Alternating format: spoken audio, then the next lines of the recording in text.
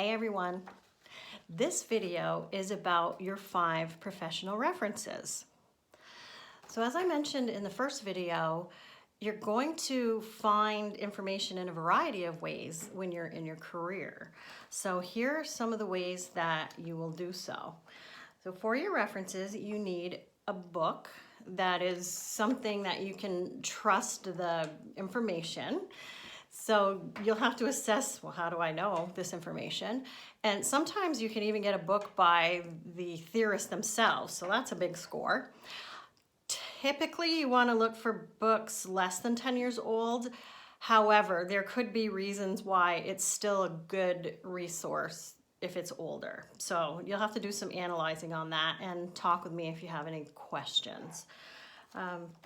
The next thing that you know about already, if you've gotten to grad school, is to find one peer-reviewed journal. So you're going to need a professional journal article that has been evaluated by peers and then published.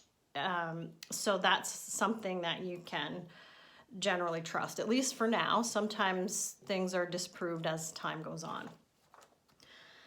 The next one is a trade journal. A trade journal is kind of in between a magazine and a professional journal. So a trade journal is going to be something that you can trust. It doesn't have the peer-reviewed process with all the citations and the researchers mentioned and the bibliography and so on.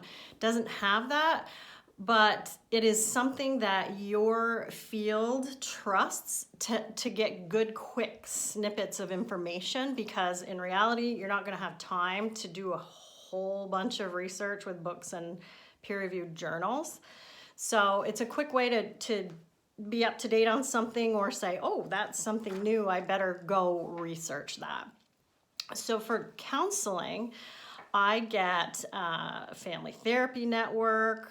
I get one from the American Counseling Association, and I think I get some other ones I'm not thinking of off the top of my head. But guidance counselors, your best bet is to talk with the guidance faculty to see what are the most up-to-date journal articles you could trust.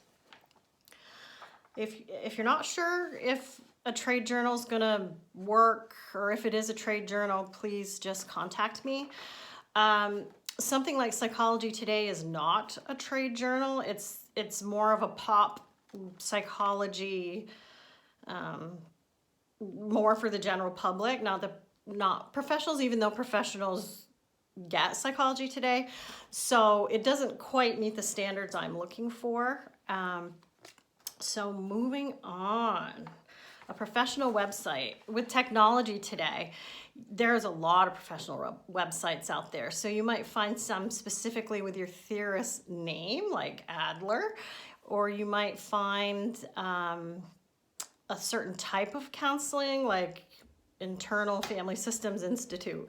So you're going to, in your career, be looking at professional websites for up-to-date information. So that's why that one's required. Let's see. Last one, the interview. Informational interviews are wonderful. That is something that students tend to cringe at when first hearing of this requirement, because it can be stressful to reach out to someone and say, hey, I'm a grad student, can I interview you about the theory from which you practice? The benefit is you get to learn firsthand from somebody actually using the theory in counseling. So that's going to be appropriate for general counseling, mental health counseling, and substance abuse.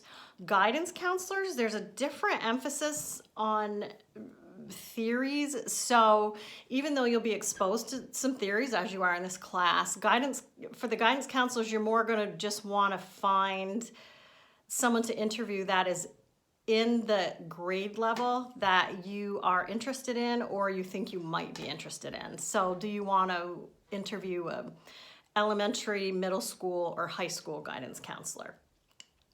So that's the short version of finding your 5 professional references. Bye-bye.